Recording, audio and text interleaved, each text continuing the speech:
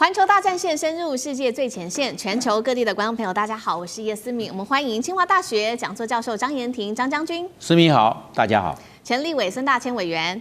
大家好。好，还有淡江大学财经系教授聂建中老师。主持人、各位观众，大家好。好，观众朋友，新年快乐！今年的这个节目一开始，我们要特地带观众朋友来关心到，在去年底解放军的这一场正义使命2025年，今天就军事来做一次比较全面的解读。尤其这一次的歼20现身在台湾的屏东上空，还有一个画面是无人机俯瞰台北101。另外一方面，我们也会关心到是美国大手笔的对台军售，能够对解放军产生威胁吗？今天就这些议题，我们会一次的来做关注。3个火线话题，今天我们会请来宾来帮我们特别做解答的，就是有关于在军事面了。这一次看到的画面有这个歼20，还有无人机已经逼近了台湾的本岛的核心了。台湾的雷达到底能不能够抓得到呢？再来看到是战机一旦起飞的话，真的有能力来做反制吗？今天我们也请空军张妍婷张将军特地来帮我们做解读。接下来看到是解放军这一次还使用的这一款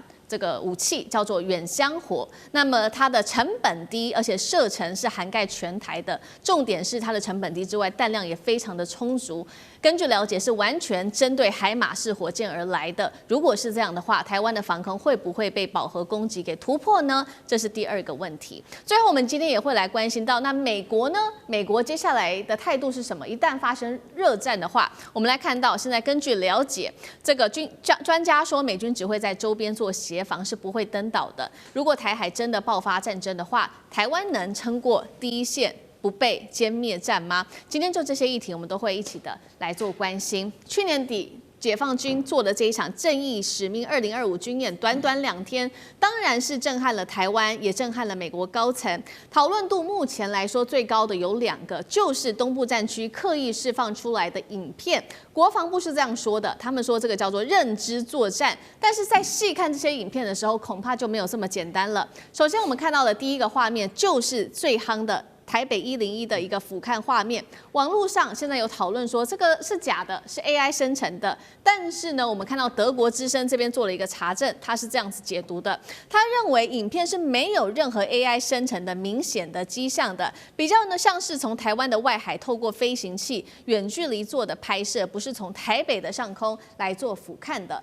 影片的真实性，这个德国之声认为是真的。第二个画面也是震撼人的，就是高雄85大楼的画面，其实更近了。而且另外一方面，歼20还飞越了恒春的机场，代表说不管是大陆的战机或者是无人机等等，都已经逼近到了台湾本岛最核心的地方。到底台湾的国防部有没有掌握到，或者是雷达上歼20的战机其实是隐形的呢？这些都会来做讨论。演习隔天，当然了，美国是立刻的宣布了对台军售，金额很高，那么套数达到了55套的红外线追踪感测器，号称可以补强在台湾的紧急作战能力。这一次美军的军售能够满足什么样的紧急作战需求？台湾战机一起飞就被锁定，有能力真的做反击吗？张将军怎么解读？我认为在这一个，尤其是它的远火系列 PHL191，在这一次是首次在正义使命所使用。那这个远火系列，这个非常廉价哦，它的打击是面的涵盖，而不是重点点的摧毁。那这样子的话，很容易对台湾的各大的机场，还有关通设施、雷达站，包含重要的指挥所，实施面的打击。那这样子的话，这种饱和攻击会造成台湾的战力瘫痪。那怎么样去破解？我认为这是非常重要的。那美国卖给我们这些武器啊，我认为有几点呢，我们都没有拿到手。第一个，我认为是这个 IRST， 就是这个红外线侦测夹舱。那红外线侦测夹舱这个，我认为套数要多一些。几乎每一架飞机啊，只要升空的战机都要有红外线侦测夹舱，因为我们都是这个相位阵列雷达，真雷达就是都普勒雷达的一个改良版。那这样子没有量子雷达，没有办法侦测到歼20或将来它所要使用在台海的歼35，我们没办法侦测到。那这样子对台湾来看，要先发现目标，目标获得之后，你才可以实施这个飞弹攻击、导弹这个空对空的，不管是短程飞弹或者是中长程的飞弹来对它实施打击，不然没办法发现目标，你这个上面的机载的这些飞弹，短程或者是中长的没有办法使用，所以我们看看是不是红外线侦测夹舱能够套数多一些。第二个要有 E2D， 那 E2D 的空中预警机，它的可以取代现在的 E2K， 它的伸缩的范围广，而且它飞得高，留空时间比较久，而且那个是美国线上所使用的，具有链路的功能。那链路功能把这些情报分析，他发现了，但是战机没发现，但是 E2D 发现了，把这些情资分享给战斗机，战斗机也就发现，因为它是空中指挥平台，但是美国并没有释出，所以这空中指挥平台台湾没有拿到，在空中的这个链路还有系统化的作战、网状化的作战就受限，没有办法发挥。那这样的话，如何能够争取空优制空权？如果没办法争取空优跟制空权，那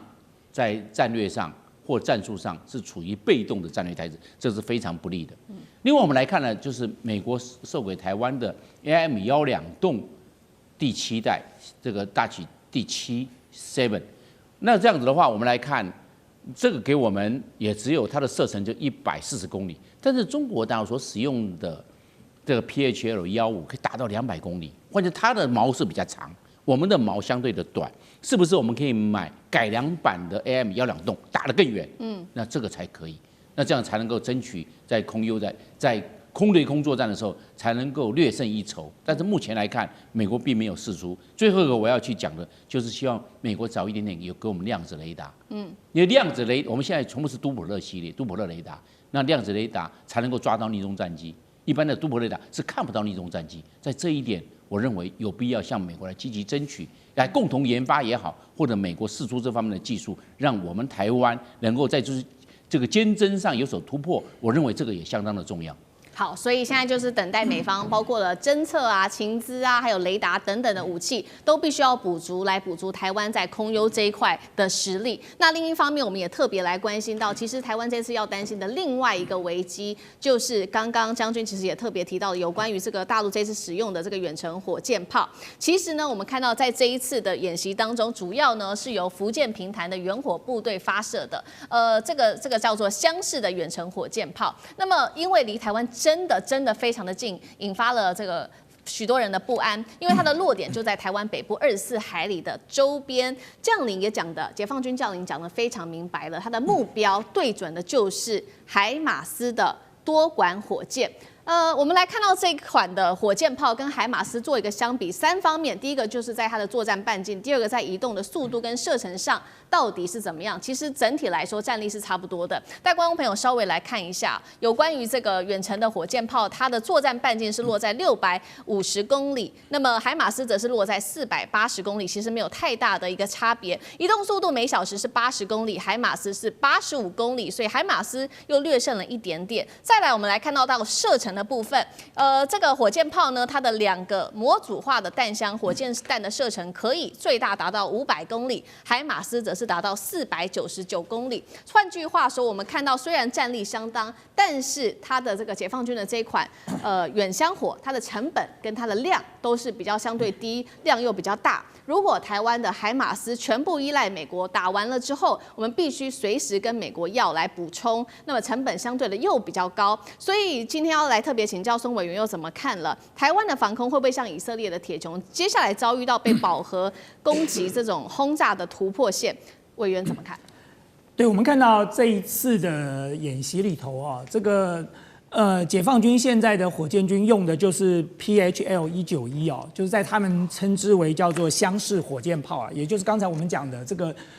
远程火箭炮的这个武器哦。那么这个武器它事实上它是可以装载2种不同的弹头的哦。第一种就是我们现在看到的，大概就是370毫米，就是普通的火箭弹，但是它一样可以装载750毫米的这个弹道飞弹的弹头，它一样，它两个都可以哦。那如果你是以这个370毫米的火箭弹来看的话，它的打击半径大概是300公里。可是如果你是以750毫米的这个战术弹道飞弹来射的话，它大概可以打到500到600公里哦。所以整个台湾其实都是在它覆盖范围之内的。那么更重要的几个值得我们关注的因素是，当然第一个它的准度。因为过去大家在讲火箭弹的时候，都会认为说火箭弹的准度可能精度没有这么高哦，它是不是可以指哪打哪哦？那么这个误差会不会太大？但是这一次大家会发现说，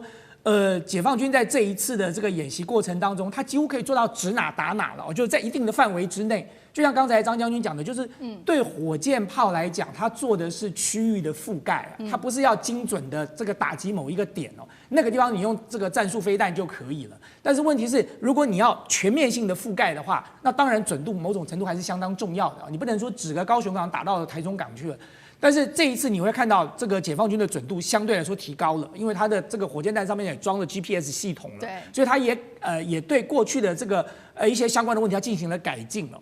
那么第二个要值得我们注意的就是价格嘛，就刚才思明讲到的价格问题哦，你知道它那个一枚370毫米的火箭弹的价格大概是多少钱？大概是5万到10万美金，一枚啊，大概是5万美金了哦。可是如果今天它打过来了，台湾你要用爱国者3型飞弹去拦截，一枚是多少钱？一枚是400万美金，而且爱国者3型的飞弹拦截一次要射2枚，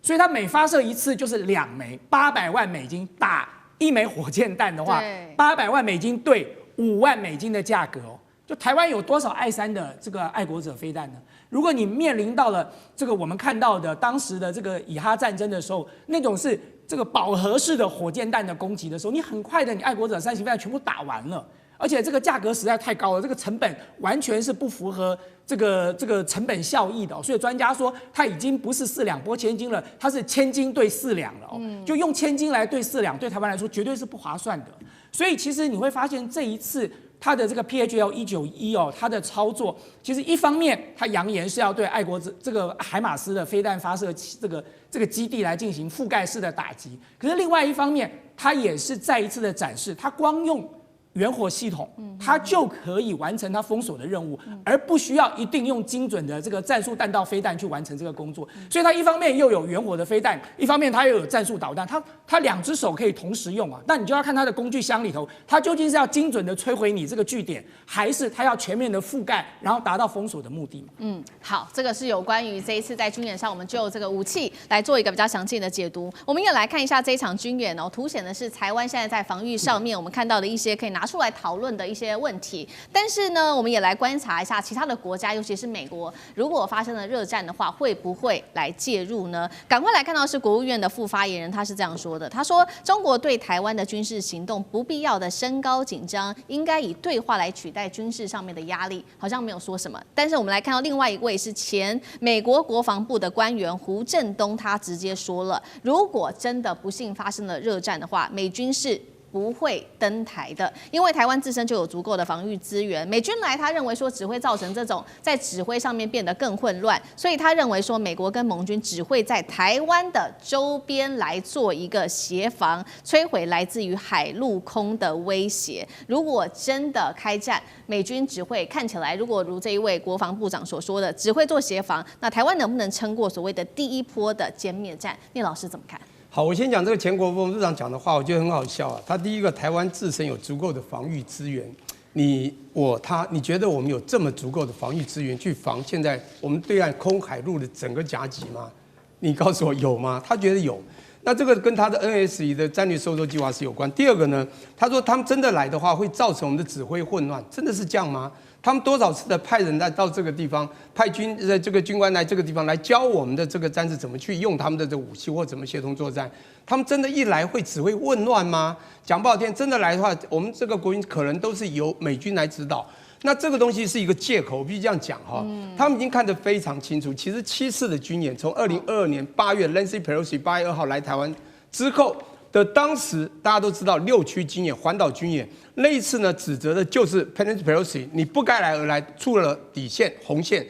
那后来又有2次，在2023年，那次都是这个海军警备的这种军演，那个军演呢也是指的就是他们的小议员过来，以及蔡英文要去美国，这都是对外势力。到了2024年，赖清德上来了，又有2次，大家非常清楚啊。我们应该知道应该说2024年就有2次非常清楚的这什么军演，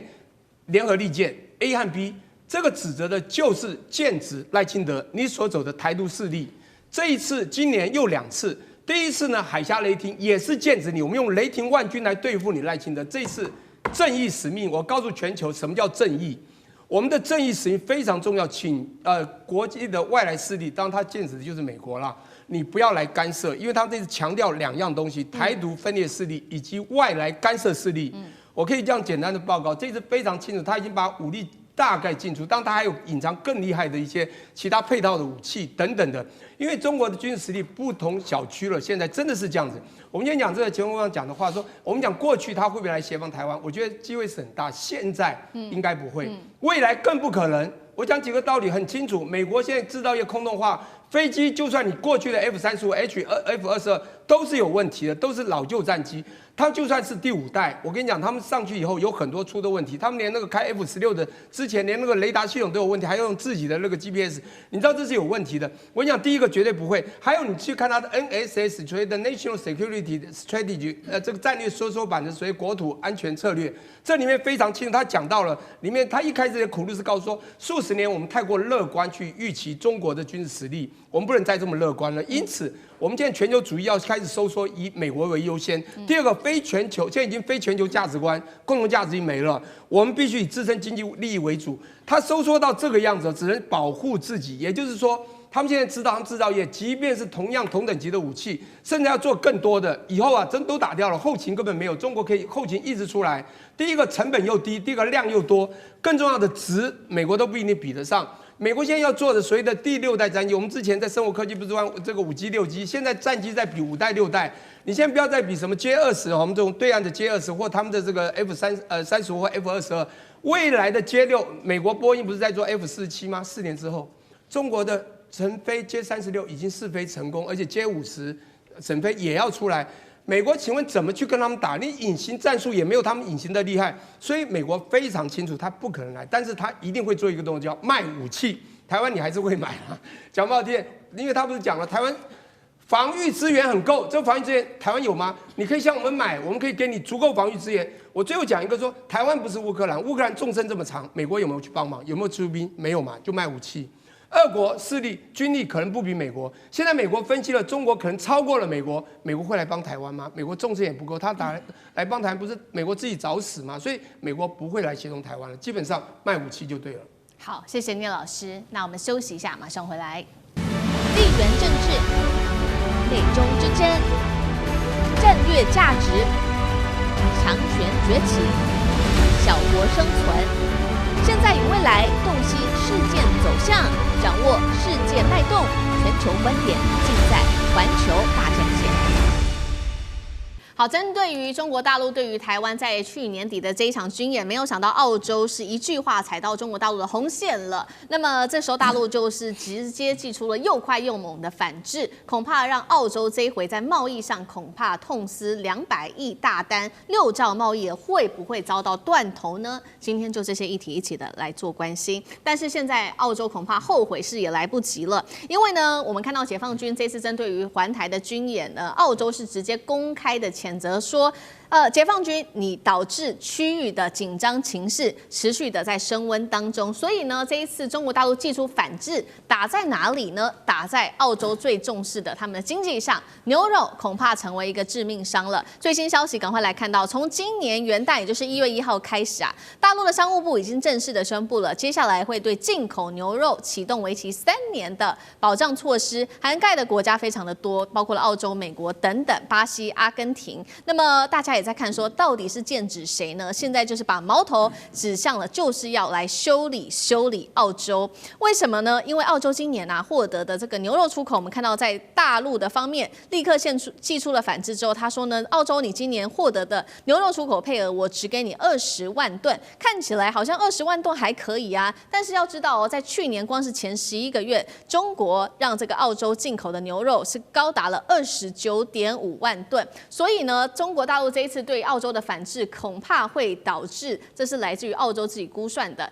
新关税，对于澳洲对中国牛肉的出口会减少大约幅度高达了1/3，损失金额是10亿澳元，换算新台币甚至高达了209亿元。这是对澳洲的一个正式警告吗？要他对于台海议题不要去触碰。委员怎么解读？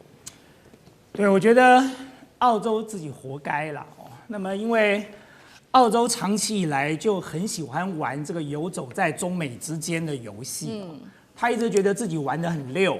他一方面又是美国的这个五眼联盟的这个盟邦，一方面呢，美国在印太地区要举办军事演习，澳洲也是军事演习的地点。我记得我在这个节目说过，我也不理解在澳洲离中国大陆这么远的地方办军事演习到底有什么用啊？但是问题是，澳洲当时也提供了场地啊，而且也参与了。但是重要的是什么呢？中国大陆是澳洲非常重要的买家。我先不要讲贸易伙伴了哦，因为贸易伙伴是买来互相这个有贸易的。可是中国大陆其实是澳洲最大的客户了哦，就澳洲很多产品，我们现在看到的不只是牛肉哦，木材、油菜籽哦。然后包含小麦，包含各式各样澳洲的农产品哦，还不包含它的原物料，它的这个铁矿哦、铁矿石，各式各样的东西。其实还有红酒哦。那么中国大陆其实都是最大的买家。那么在过去中美贸易有摩擦的时候，其实澳洲因为这样，它也获得了一定的利益。因为当中国大陆停止向美国来采购农产品的时候，当然他们就开始进行全球分散，进行采购，所以澳洲也从中得利了哦。所以我觉得，其实对北京政府来说，他长期以来理解澳洲游走在中美之间的这种玩法，但是某种程度来说，他既然理解，他也可以体谅，就说你为了要这个两边都不得罪，所以你必须采取这样的动作。所以其实你看，在过去哦，就算澳洲政府发表了太过于这个触怒北京的言论的时候，北京的反应相对来说都比较克制的。但是从这一次，你发现，在这么短的时间之内，就立刻针对牛肉进行了某种程度当然，北京政府从来不会讲我制裁你，他只是会忽然推出了某一项政策，而这项政策刚好精准的打击到你哦。那么他会采取这样的动作，代表什么？代表台海问题是不可以践踏的红线。他等于是告诉澳洲，你过去爱怎么玩是你家的事，可是台海问题你就不能插手，你连讲话的权利都没有，你都不应该讲哦。那么他要做这样的动作，其实不意外，因为这是一个骨牌效应啊。就今天他进行一个军事演习，你澳洲跟纽西兰来废话几句，那下一次他在演习的时候，全世界更多的国家大家都来插话了，那还得了吗？所以对北京政府来说，是可忍孰不可忍啊！就在这件事情上，我就要让你澳洲知道痛。那么我认为，当然，如果澳洲持续不知道这个迷途知返哦，不尽快的跟北京修补这个关系，北京手上的工具还很多啊。我刚才也讲过了，像油菜籽油各式各样的这些农产品，不是只有澳洲生产的，全世界农产品不是只有澳洲啊，多的是这些国家，它可以不跟澳洲买，它可以跟巴西买，它可以跟中南美洲其他的国家买哦。所以北京要采取这么精准的动作，只有一个原因，就是除了告诉澳洲你踩到了红线，我不能容许之外，它同时也是敲山震虎，告诉全世界其他所有的国家，如果在这个问题上，你像澳洲一样讲了不该讲的话，那么接下来你就会被制裁跟打击了。好，所以针对于台海议题，中国大陆除了跟澳洲做警告，也趁机示警其他国际上面的国家。刚刚说了嘛，这个牛肉呢，如果说中国大陆真的对澳洲正式祭出制裁的话，可能会损失换算新台币209亿元哦，这是澳洲。但是呢，专家看说，209亿新台币对于澳洲的这个惩罚来说，都只是开胃小菜而已，后面恐怕还会有更多在金额上面、贸易上面的损失。尤其现在中澳的双边贸易额非常的高，换算新台币是6兆，那占澳洲的总贸易额就已经1/4了。如果说来看中国出口，其中对中国出口的顺差更是换算新台币高达了2兆元呢。对于澳洲来说，中国一旦对它这个实施了制裁的话，影响是非常大的。所以呢，澳洲总理这个时候也出来特别讲了，他说不管是铁矿石，不管是观光或者是农业等等，哪一样不是靠中国大陆的呢？雪梨大学的教授也认为说，这个澳洲一直在中美之间游走，经济上又要靠这个中国，但是呢，对台政策上、国际关系上又要靠美国，这一条钢丝真的能走下去吗？北京会不会真的祭出一个大反制？对于澳洲的冲击又可以到多大？聂老师怎么看？好，我这样分析啊，我们用数字来说话，不一定说真话，但是它最少可以给你一点概念，非常清楚的。澳洲这个国家如果没有中国，它是一个逆差国；但有了中国以后，它是顺差国，就这么简单。那我们都知道 GDP 就是 Y 等于 C 加 I 加 G 加 NX， 那当然自己去搜问这是什么。但 NX 很重要，就是我们讲进出口 Net Export。那所以现在澳洲变成 Export-led country， 叫出口导向国家，全是靠中国。否则它就是一个进口导向国家，这么清楚，因为它现在的贸易额总量是6000多亿美金。好，我们不要用刚刚那个澳币来算，用美金。它总共出口是3410亿，最近，然后进口是2900多亿，那不是就顺差吗？可是我跟你讲，这顺差它只顺了444亿。你知道吗？光跟中国就顺了750亿，其他的300亿不就是逆差吗？答案非常清楚，750好减掉440多，好就300是卖给别的国家的时候是进口较多，只有跟中国出口较多。所以中国呢，在它的 GDP 我也算了一下，它的总贸易额是2000多亿，2100左右，2070。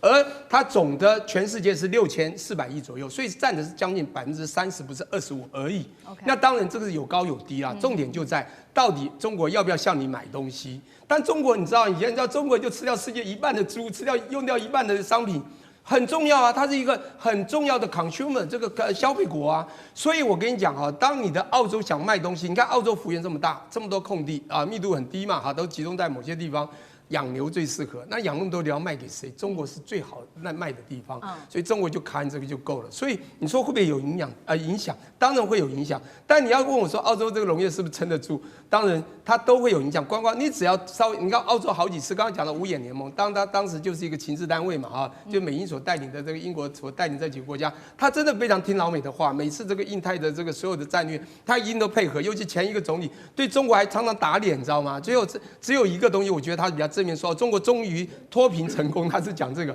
我的意思是说，整个澳洲其实他们可能也是西方面孔比较为主，所以对中国并不太友善。但是每次在一碰到西方跟这个中国对峙的时候，他就协助那个西方，造成中国其实印象都不是很好。所以中国可以用经济贸易来克住他的喉，但是说会不会让他经济完全就撑不住，倒也不至于啦。也就是说，这个国家需要靠中国，而且中国还是需要出口，所以你看他卖它不会全部补卖啦，会意思一下。但哪一天他说一节食说我不吃澳洲牛了，那澳洲就可能真的就完蛋了。对，好，这一方面是澳洲现在政府所担心的，但是呢，我们看到这个澳洲的国内民调呢，其实他们现在对于美国也是非常感冒的。我们来看到最新的民调，澳洲人对美国的信任度，哇，跌破了50%，是20年来首次的。70%的澳洲民众认为说，美国啊，他们会利用贸易来对我们进行政治上面的惩罚，所以对于美国是非常的不满的。雪梨的科技大学的这位教授的这一位经理，他也特别分析了，美国现在对于澳洲人来说是盟友，但是呢，也对他印象不太好，认为他是施压的一个来源。接下来澳洲如何在中美大国之间博弈，或者是他有没有可能成为牺牲品？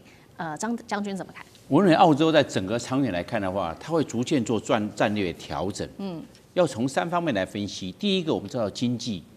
刚才聂教授已经讲过了，经济，因为现在澳洲对中国大陆每一年都享受了700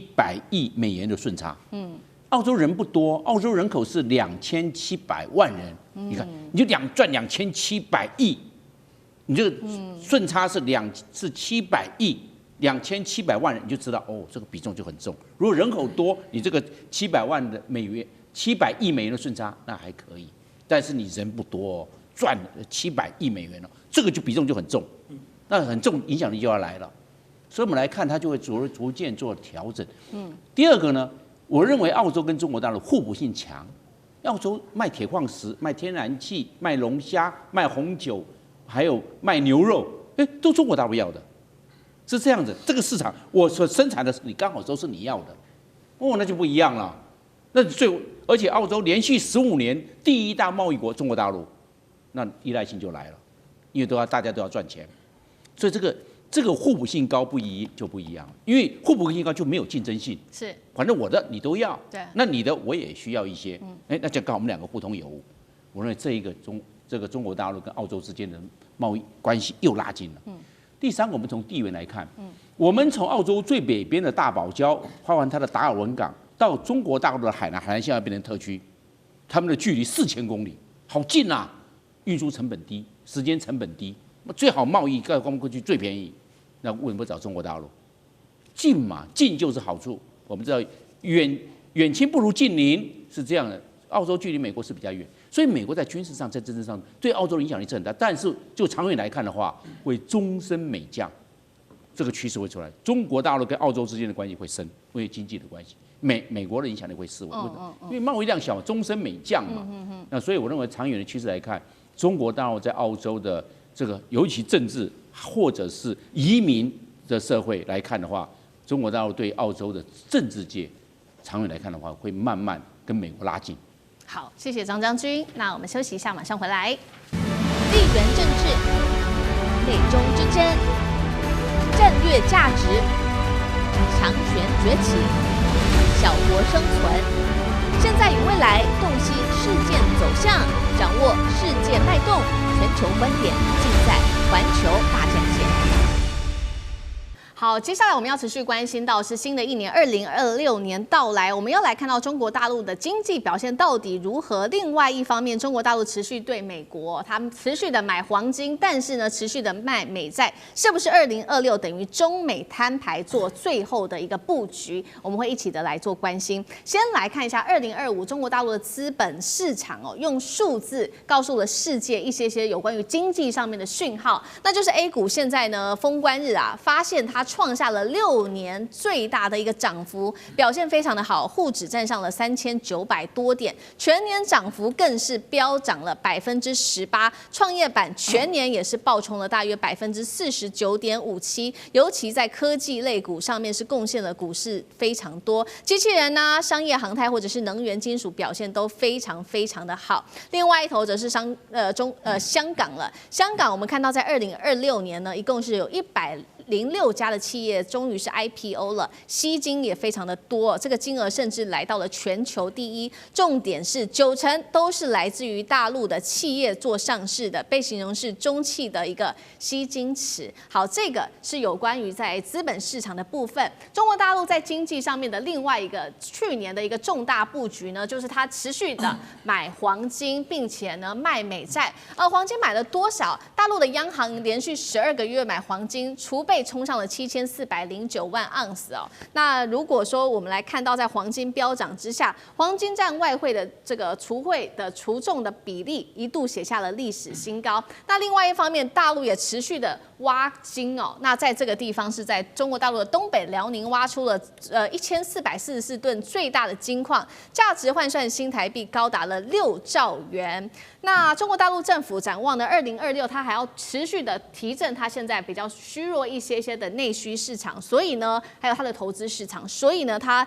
最新宣布展开1.3兆元的投资计划，来稳投资、撑经济，继续它的经济的成长动能。我们先来看到这个 A 股的牛市大爆发，这个会是一个资本市场的泡沫，还是这背后是真的代表了经济上面的畅旺呢？那另外一方面，大陆持续的买黄金降低美债，是在为接下来2026中美的摊牌做准备吗？委员怎么解读？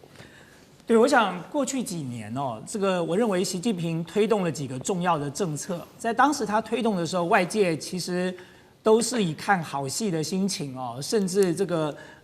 酸言酸语那么来批评这些政策。可是现在你回头去看，你会发现习近平当时在推动这个政策是很有远见的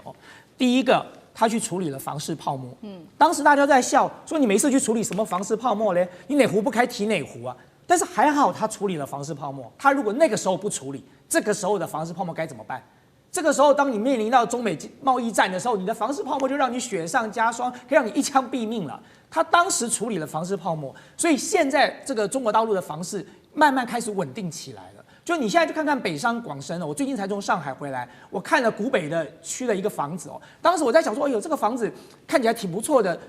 我们都以为说，哎呦，这个房价开始下跌了吧？你无法想象古北区的一套房子可能还不到台湾的50平，要台币9000万就不是我现在讲的，不是滨江区，不是什么特别核心区，就是一个古北区的房子，台币要9000万了。所以它的房价已经逐渐的开始稳定了那么已经开始在抗跌了。那还好他做了这件事情，所以现在房市对中国大陆不是问题。然后第二，他做了共同富裕。那个时候他推共同富裕的时候，大家就笑说你推共同富裕，你就是共产党，你社会主义又重新回来了。结果呢，还好共同富裕。今天中国大陆的消费人口开始增加。我每一次去中国大陆，我都会去看那个卖场的人，我会看上班时间的人或者假日的人。最近我们家的亲戚还在福州嘞，我特别问他说：“那福州的状况怎么样？”不管是上班时刻或者是放假时刻，福州就是个人山人海的地方。我现在还不是讲北上广深，我讲的是福州，它都已经是人山人海了。那这种内需的消费，不就是因为共同富裕来的吗？如果你没有共同富裕，你就走回美国的贫富差距这么大了，那到时候你在这个时刻，你就根本不可能靠内需的消费来带动你的经济发展嘛。然后第三，增持黄金，他在过去这几年增持黄金的时候，大家都在笑，说你干嘛要增持黄金呢？你看美债的利率这么高，你拿黄金又没有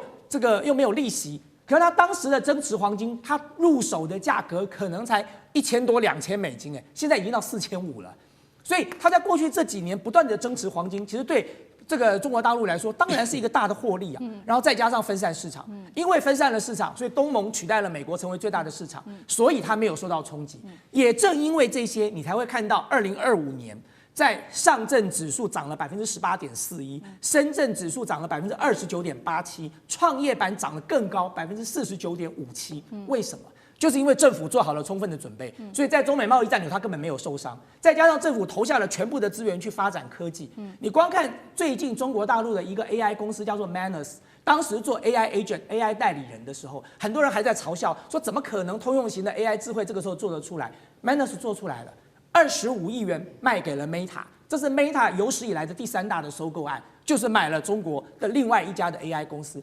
中国不是只有一个 Manus， 我们数字王国在中国有据点，我们也正在中国寻求上市。那在这个过程当中，你会看到中国大陆这种公司多的是。那么这些科技的发展，成为了当然中国大陆股市的一个重大的动能。所以不管是上证指数、深圳指数，或者是创业板，甚至像港股，当然都因为这样的动能而拉升起来。是好，我们现在看到中国大陆一系列因为政府政策的拉抬所以对于整个稳经济上面有一定显著的一个效果。那另一方面，我们也请聂老师从地缘政治上面来做解读好了，因为大陆一系列的动作，不管是买黄金、卖美债等等，是不是也在中美之间，在2026年尤其要做摊牌？好，地缘政治我后半讲，先讲一下刚才那个我们讲孙元讲的也有道理，就是2022年3月，这个习近平讲的一句话说，房子是用来住的，不是用来炒的，就用了3道防线。对，那我觉得是休克疗法，但一定要这样做嘛。如果是现在发生怎么办？现在这个国际形势这么地缘政治这么严重，立刻死对。但在那3年前，他真的做到，真的打压到了。当然，你知道碧桂园、恒大等等一系倒地没有错，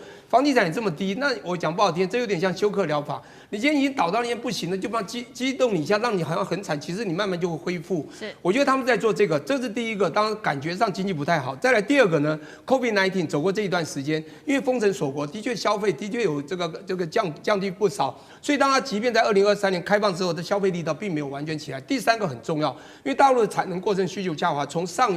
胡锦涛开始就一直发生产能过剩，尤其他们在最后科技发展太快之后，我跟你讲真的很可怕，东西产量太快了，成本也都太低。我们都知道量多嘛，便宜就产生内卷。这内卷你没有办法，就会造成经济的一些紧缩。不过我觉得大陆官员真的很厉害，我最近看到几个视频他们一直在跟人民讲，没有错，我们的经济其实他们经济真的有点受伤。那他们的爱国心也不断在提高因为最近不管甚至高市或者是美国的问题，他们现在教育的非常的深化，你知道，他甚至我看到他说，我们一定要说一结实，一定要忍耐，我们一定要收紧。如果你不收紧，我们将会100年难以翻身。只要我们收紧，我们只要够忍耐，可以告诉大家，100年都是我们过好日子。这个国际就是我们做控制权，只要大家撑过这一段时间，100年是我们的。如果撑不过100年都翻不了身，请大家一定要忍耐，将来就会好。我觉得非常重要。我最后讲一个我很清楚爆黄金，还有这个抛美债、降美债的主要原因主要就是要去美元化。中国做太多事情，包括刚刚讲海南岛这个10月18号的海南封关一样的道理，它就是要去美元化。在2018年1月18号的上海期货交易所用石油用人民集团也是去美元化，太多，它从内从外都在做这个动作，甚至它用它的未来的高规格金融站这个 Central Bank Digital Currency 叫 CBDC 也是在去美元化。他真的做到的，想用各种方式来做，这就是他很棒的策略最后一个地缘政治，我觉得最妙的跟这金融有关。他在2个月前11月初，他发了一个美元用美国债，用中国发美元债，你知道在香港40亿，认购率多少？你知道吗？29倍，1182亿。美国自己发同样债3倍，他是就是还是对美债已经38兆了嘛，这么欠那么多，还是有信心3倍认购率。中国是它的10倍认购率，什么意思？他在用这个测试，因为今天控制美元债是中国来控制，反正我先收集美元，然后我发债，钱是我在用，你比你这个控制在美国人手里好。他先试一看他在国际的呼朋引伴的力量，他发现他现在国际信心比美国还强。现在国际中，包括你在上海弄个黄金储库，马来西亚去存啊，也就是说，你们不要在美国存，不要在纽约存，以后来这边你的外汇准备的黄金等等就到我国家来。这个是要拿到国家全世界主导权一个很重要的苦路，所以我觉得这个你刚刚讲地缘政治，我觉得他这一道做的不只是股市，当然股市从2700多了，在去年中的时候，现在真的涨到全部，光今年你刚讲的差不多28,000点，对，现在到4300点，4200多点，涨了快30多%，这个的确表示对内对外大家对他都有信心，除了刚刚讲增持就是买那个债的9倍认购率之外，那个是外资来的。他们的 A 股也有很多是外资，表示国际间不止他本国这个国民，外资也对他非常有信心，也就是造成他 A 股上升的主要原因。也很清楚看到这个地缘政治鹿死谁手，看起来龙鹰之争，龙好像是赢了这只老鹰。好，这个是国际资本，刚刚聂老师帮我们特别提到这个对大陆的信心度持续的上升。那确实就在此刻，因为已经2026了嘛，其实麦肯锡也做了一个最新的报告，是有关于大陆接下来的消费者市场。他说认为接下来会有5个很重要的惊喜。刚才带观众朋友来看，第一个，他说大陆的零售市场展现了强劲的一个弹性，尤其他就看了一下2025上半年的销售，较前一年暴增了5%，电动车更是重点，飙升了37%，汽车也不错哦，增长幅度11%。再来就是旅游业哦，较疫情前增长幅度呢，国际航班增加了最多13%，国内旅游成长幅度15%。汽车产业呢，中国2025的汽车销量首度的超越了日本，登顶全球第一。电动车的出口11月直接翻倍成长。接下来包括了资本市场持续看好之外，还有大陆的流行文化，不管是黑悟空或者是泡泡玛特、拉布布的销售，在全球也都是非常的好。但是眼前呢，《华尔街日报》又点出了大陆也不是没有困境的，特别提到现在的年轻人 Z 世代的年轻人，好像在找工作上面压力比较大，因为内卷太严重了，所以兴起一个所谓叫做当老鼠人。什么意思？就是说，他们都会在比较小的房间里面，然后每天一直滑手机躺平滑手机，然后比较少社交等等。现在是不是也成为大陆有一些内部的问题跟外部经济的表现？张将军怎么看？这个讲老鼠人，就我们这边在台湾讲就是啃老族啊，就是靠长辈啊，长辈反正有这些存钱啊，反正现在孩子也生得少，靠爸爸妈妈就可以了，所以是没有问题的。但是问题是我们要看整个社会的结构跟未来国家的发展的状况。现在中国大陆它之所以在经济上能够忍受度高在哪里？储蓄率高。因为中国大陆的储蓄率是46%，就是说我赚100块钱，我存46块，我只花54块，我一直存。所以现在中国大陆14亿人口，但是它现在储蓄的金额是160兆人民币。160兆人民币，我们14亿人口存了160兆人民币，换句话说，平均每一个人存了11万多人民币，你看够不够？够不够多？每个人手上都有这些钱，只是放在银行，放在他的这些储汇局是这样子，他有这些钱可以用啊。所以，但是年轻人在这一方面，我认为将来会有3个趋势。第一个趋势我们讲到了，将来要有发展一定是官二代、富二代，或者是科技精英，或者是金融精英，这可以。因为什么？因为这些才有背景啊，官二代有官的背景啊，富二代有钱的背景啊。那个这些金融精英或科技精英，他是有科技的背景啊，所以是这样子，他有这办法才可以。因为这些将来这些年轻人为什么要翻车？还有一个 AI 过来了，很多东西都自动化了，很多东西智能化了，不要再靠这些传统手工，一般基本水准的都被取代了，连这个司机都不要了，我自驾车干嘛要司机啊？通通被取代了，又3D 列印。又是我们讲到的这些附加价值高的这些科技都出来了，你还需要人力嘛？所以将来这个中低水平的年轻人想要翻身，非常困难了。除非是官二代、富二代跟科技精英才有这些机会，那其他的只能干瞪眼了。好，而且这对年轻人来说，它是一个全球的趋势就像刚才张先讲的，它不是只有在中国大陆嘛，啃老族在台湾也很严重啊。但是我会认为中国大陆，我仍然还蛮看好它的原因，是因为它的年轻人的素质相对来说是经得起检验的。我不止一次在这个节目讲，我们在发展 AI， 我在研究所教 AI， 我们公司在做 AI， 我们去找 AI 的人才，只能够在中国大陆找。你要么在矽谷找，你要么就是中国大陆。中国大陆985、211多的是啊，但是这些人将来就会很快的可以投入新的赛道，投入新的产业里头。所以我觉得对中国大陆来讲，他所面临的状况，全世界都一样啊。那只是看说哪一个国家的年轻人，他能够最快的走出这样的一个产业变革的困境而已嘛。是，好，谢谢委员。那我们休息一下，马上回来。地缘政治、美中之争、战略价值、强权崛起、小国生存，现在与未来洞悉事件走向，掌握世界脉动，全球观点尽在环球大战线。接下来我们要持续关心到的是，现在在全球都在疯 AI， 还有美国的政策支持之下，没有想到赚最多的是川普的家族，他的身家暴涨了70%哦，包括川友友等等都大赚钱，但是美国的百姓陷入在地狱当中，底层吃不起。并不起，而且是非常压力非常大的。我们赶快来看到现在在美国整体的社会氛围，当然了，股市狂飙，尤其在 AI 股上面，那矽谷也狂砸钱，华尔街狂投资。那么我们现在来看到。最受惠的当然还是美国的富豪，他们在近期可以说是集体暴富。来自于彭博一个最新的一个数据，直接显示了目前全球前500大富豪的财富啊。2025年竟然暴增了2.2兆美元，这个数字其实已经创下了历史新高。但是其中呢，2.2兆美元这个暴增的财富当中，有1/4竟然都是集中在美国。美国的哪一些人？8名的美国的科技还有政商权贵拿走了1/4的这一些钱。最夸张的就是川普本人，他赚最多钱。川普短短15个月内，家族财富直接暴增了70%。净值飙升到68亿美元，权力加政策的支持，川友友当然一起赚了非常多的钱。更讽刺的是，现在全球非常的动荡，我们看到多个国家都有战火，但是在跨年派对上，直接是在佛州的海湖庄园办起来了。宾客名单有谁？其实这些很多的宾客名单都涉及到了这个有关于战火的，像是南美快要开战了，还有中东战火。我们看到包括以色列总理纳坦雅胡、中东的亿万富豪、川普的死忠政治盟友，还有川普的儿子小唐纳等人都在这一场派对上面，大家高调的开香槟等等。那么宴会上还卖这个画作，一开价直接开出了新台币8000万元，非常的有钱。在这个同时，川普还不断的喊世界和平。好，所以节目一开始要特别请教孙委员怎么看了。刚刚说了，川普家族15个月内他的这个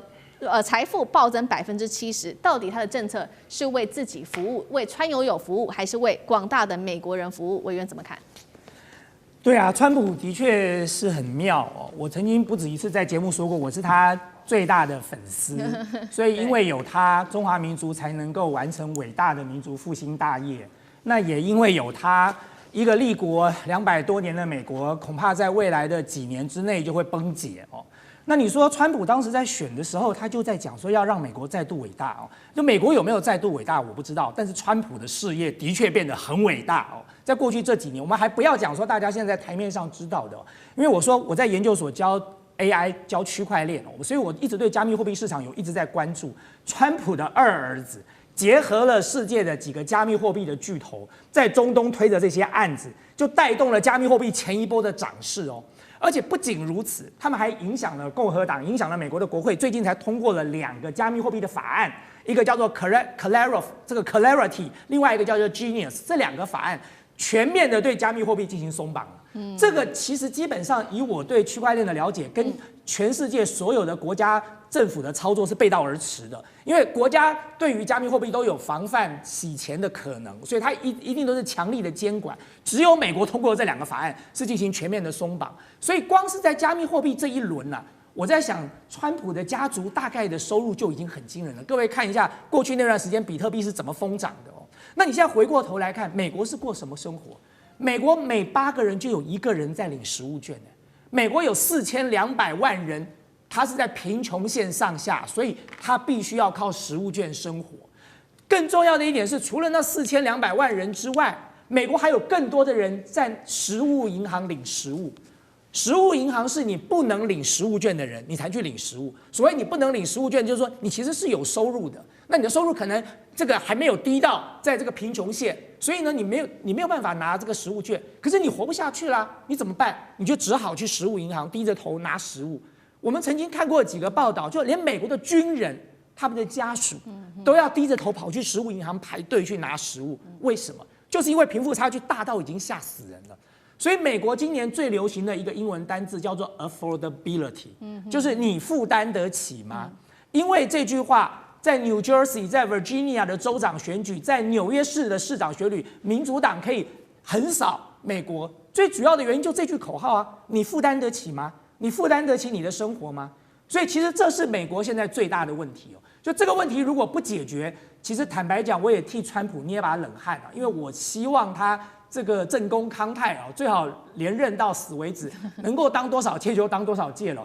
所以如果这个问题不解决，川普现在的民调已经跌破了40%了。那接下来他要在其中选举，要能够继续稳住他的政权，恐怕就不是一件容易的事情了。是好，所以在此刻我们看到贫富差距越来越大之际，当然了，在这个民主党方面呢，现在提出了要做改革，尤其2个地方、2个州现在也掀起了这样子的一个声浪。首先是在纽约，另外一个是在加州。纽约是他的首位穆斯林市长这个曼达尼站出来上任才第1天，立刻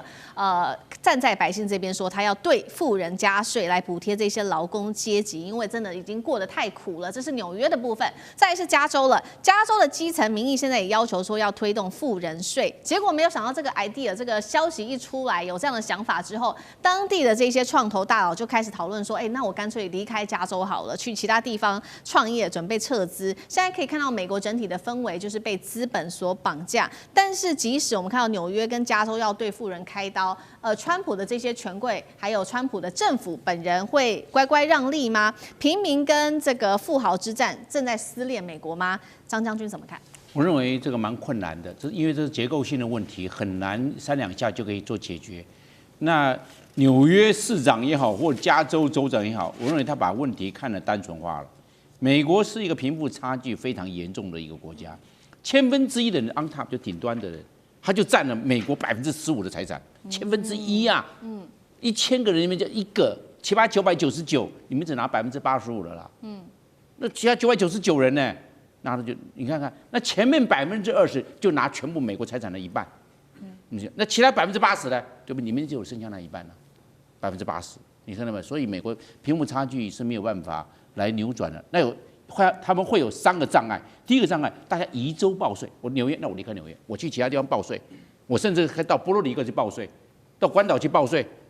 都躲掉了，他的报税就跑掉了。你说移州报税跑到其他地方，那你的税就减少，你要不要？你市场背负压力好大，哇，财政怎么这个时候收支地方税怎么变得那么少？压力就来了。好，那我就不要了，不要玩了，会变成这个状况。第二个，这个市议会啊，纽约市的市议会或者加州的州议会啊，他的州议员、州众议员、州参议员会起来反对，因为议员他本身就有钱呐，他怎么会听你那个州长的？怎么会听你市长的？对不对？他整个州议会跟市议会这个预算就卡你市长，卡你州长。那州议员还有这些市议员就把你做梗啊，因为他们都是既得利益者，既得利益者会让利吗？困难度很高啦。这个做道德劝说效果是很少的。第三个，我们来看呢，他们会如果是这样的出招的话，纽约市长也或者加州长出招了，那我很简单，我减少投资，我不要投资在纽约市，我不要投资在加州，我跑到其他地方去投资，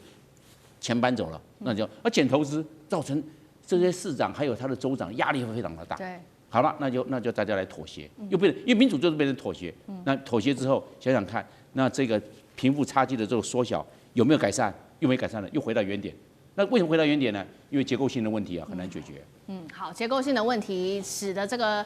贫富差距其实很难被解决，而且是越来越大。那现在其实呢，在美国当地受害最深的有3个比较惨的族群，第一个就是农民，第2个族群就是穷人，最后就是病人。我们先来看到农民哦，因为这个去年大家不是在讨论这个贸易战吗？那有关于大陆停买美国的大豆。那现在中国大陆是回头买了800万吨的大豆，但是大豆价格至今还是一路的走跌，所以现在美国农民的压力是非常非常巨大的。再来，穷人哦，从元旦开始，食物券呢，美国政府已经规定了，在某些州，像是犹他州啊，或者爱荷华、印第安纳州等等，总共是5个州呢，说你食物券接下来为了你的健康着想，少吃糖啊，所以呢不能买汽水跟糖果。那民众就抱怨说，重点也不是说我们想要吃这些食物，而是那些好的健康的食物我们买不起啊。最后最惨的还有病人。2026年我们来看到350种药物会涨价，比起2025年多了100种涨价的药物，而且包括了疫苗、癌症药物，全部都在涨价的名单当中，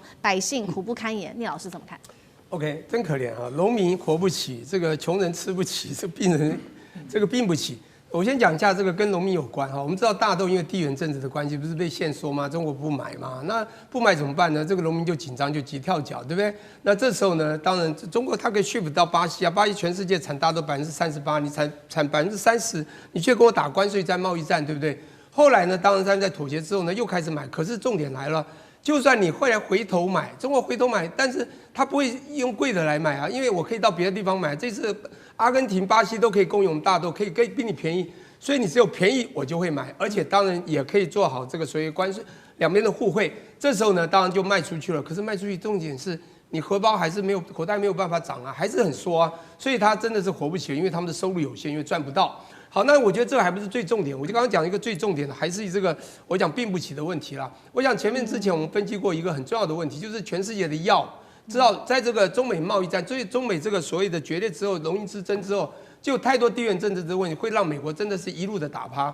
包括药品，大家都知道 API 叫什么东西，叫 active 的 pharmaceutical 的 ingredient， 叫做原料药。全球有非常多重要的药都是被原料药控制，这个组合里面没有这原料，你就没有办法去做到最后的终极料。所以美国有700种被统计，有700种原料是被中国控制住的。所以这个讲不好听，你如果被控制住，你药品又会贵，那又有各种这个策略、这个政策的医疗政策问题，让这个药品越来越贵。请问病人他怎么病得起？所以我觉得这个时候呢，你就发现到美国的确这个苦日子就要继续撑下去。当然，我们在美国生活很久了，大家我们也看得到，美国很多人真的是靠